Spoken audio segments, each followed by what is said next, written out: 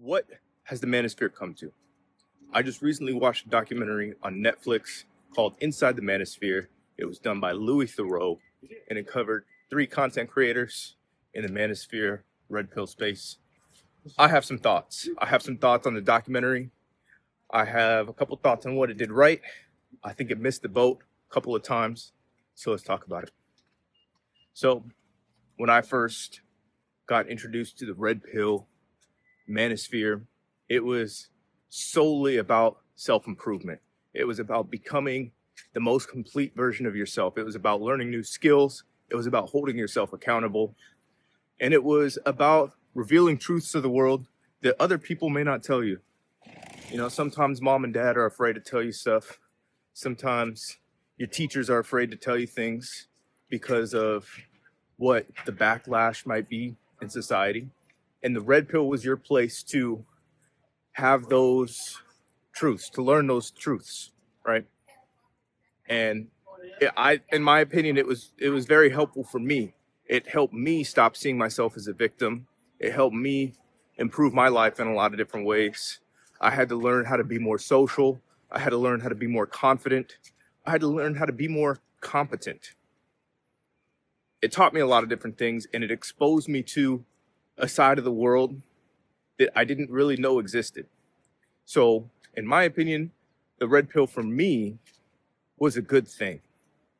However, I think the red pill community, the Manosphere community, has turned into a cesspool of toxic nonsense, essentially.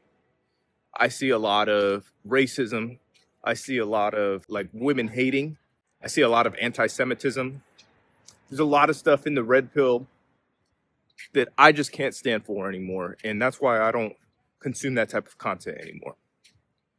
So I think what the documentary got right is pointing out how nonsensical the red pill community really is, or really has become, and how toxic it is, like how horrible it is. And then the people that are pushing these narratives have no morals themselves. I think the documentary did a great job of explaining that and showing that, more importantly than explaining it.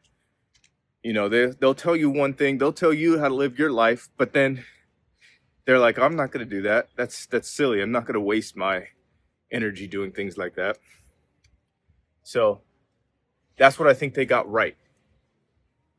What they got wrong is why the Manosphere exists to begin with, and why people find the Manosphere and how they get to the Manosphere and what it represents to a lot of different people. They interviewed two younger boys for sure, probably in their teens, probably maybe early 20s at their oldest. And he said, "Why do you guys follow this guy? Why do you guys love this guy's content so much?" And he said, "Well, because it helped me realize that depression is a choice, and whether you believe that's true or not, that's really freeing to a lot of different people. Just understanding that you're not the victim, right? You can take responsibility for yourself and your own life." And I think that's where the documentary missed the boat a little bit, is that we live in a generation, especially of men right now, that are very confused about the times that we live in, about what our role in society is.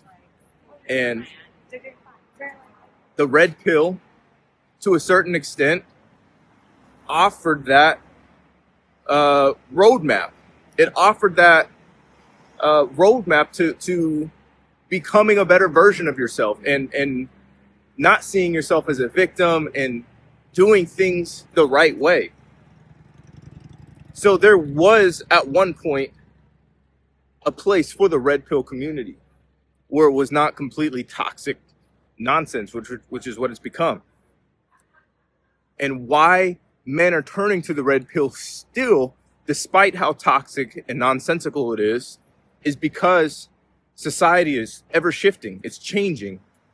The way we look at men in our society is changing.